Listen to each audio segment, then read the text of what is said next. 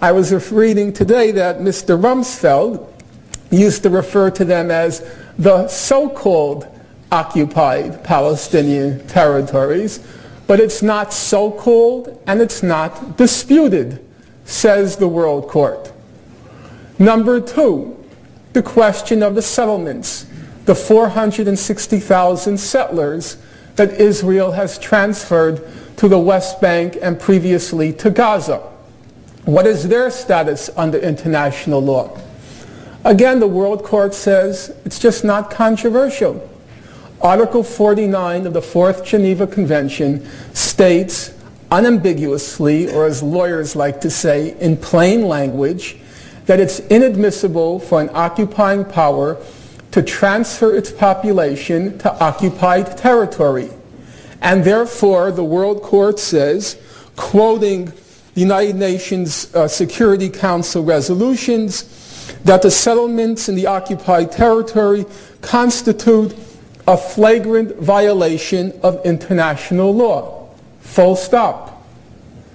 Number three, we're often told that the question of East Jerusalem is, apart from the question of the refugees, the most complicated to resolve.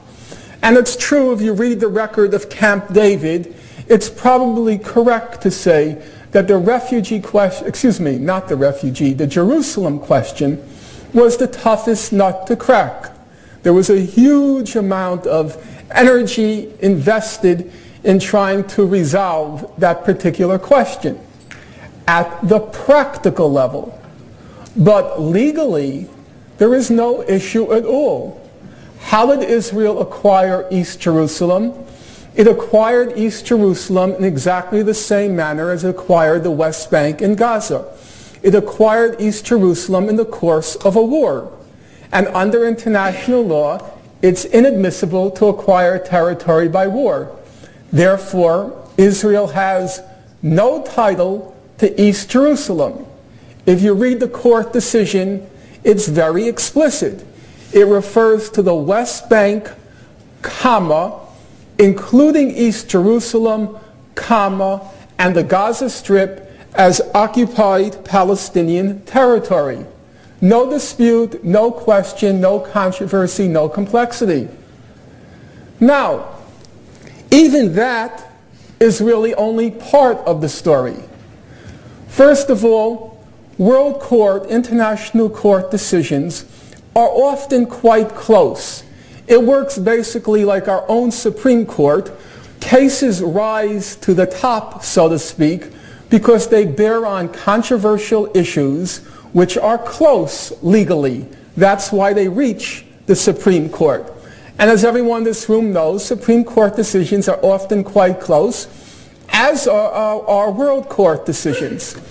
So you take one which you would think is a no-brainer. Let's say 1996, Physicians for Human Rights submits a question to the World Court on the legality of nuclear war, or the use of nuclear weapons. I think the technical term was the threat or use of nuclear weapons. Now, the fundamental principle of the laws of war, as everyone in this room knows, is the principle of distinction between civilians and combatants. And it would seem to be pretty obvious that insofar as nuclear weapons are incapable of distinguishing between civilians and combatants by their nature, they're indiscriminate weapons, insofar as they're incapable of distinguishing between civilians and combatants, you would think it's obvious they are illegal under international law, their use. No, the World Court was a very close vote, and the tie-breaking vote was cast by the president of the court. So even when you would think something would be fairly straightforward, it was not. I don't particularly agree with the decision of the court, but it was actually a quite interesting decision, and the dissents were, especially by this fellow Judge Viramantri, were very interesting to read. Why do I mention it? Because when you come to the World Court advisory opinion on these complicated issues to which I just referred, the vote wasn't close at all. It was 14-1. the one dissenting vote by the American judge Thomas Bergenthal, to which I'll return to in a moment. It was not a close vote. These are not, under international law, complicated questions. These are tenets, fundamental principles of international law, which were being tested in the advisory opinion. Or you could look at it from another angle. World court decisions or opinions, when you take what's called the majority opinion, the separate opinion, the declaration, and the dissents, they can be quite substantial. So I was reading the 1984 World Court opinion when Nicaragua went to the court because the United States was mining the harbors of Nicaragua. People of a previous generation will remember that. When you look at the full compendium, separate opinions, majority opinions, and so forth, it comes to a hefty 1,000 pages. And at one day in the past, when I was a professor, I got to late at night when no one was around, print it out on my university printer. Now I can't do those things anymore, unfortunately. But they are quite hefty. What's interesting about this particular advisory opinion of the court, if you take all the opinions, and there were quite a few separate opinions, and Mr. Bergenthal's separate declaration, it comes to less than 100 pages. And it comes to less than 100 pages for a very simple reason. These are not complicated questions. Even you take the case of Judge Bergenthal himself. He does not issue a dissent. In the nomenclature of the court, you can issue majority opinion, separate opinion, and then the dissent, and in the middle is something called a declaration, the declaration being more neutral. Even the American judge, he was very cautious. He issues a declaration, not a dissent. And in his declaration, he begins by saying, there is much in the majority opinion with which I agree. And then he goes on to look at what's probably the most, not controversial, but most critical question, namely the issue of those settlements. Because were there no settlements, there'd be no conflict.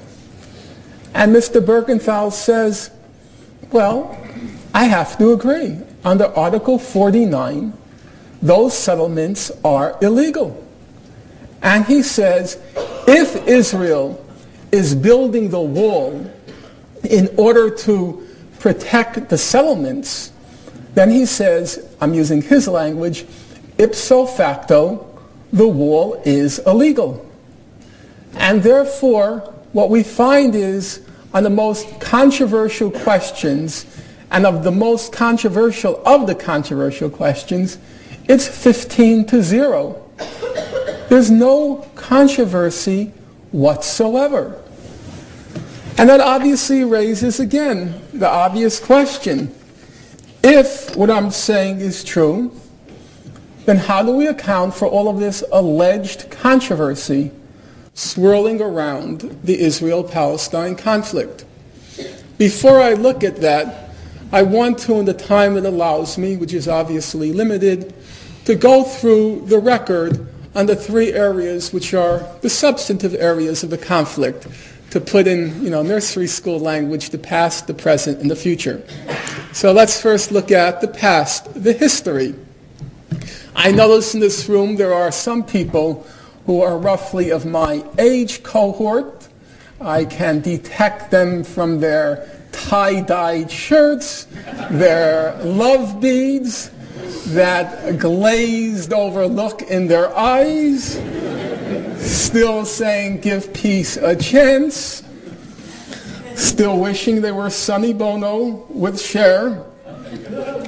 And for those who harken back to those wonderful days of the 60s, which are not over,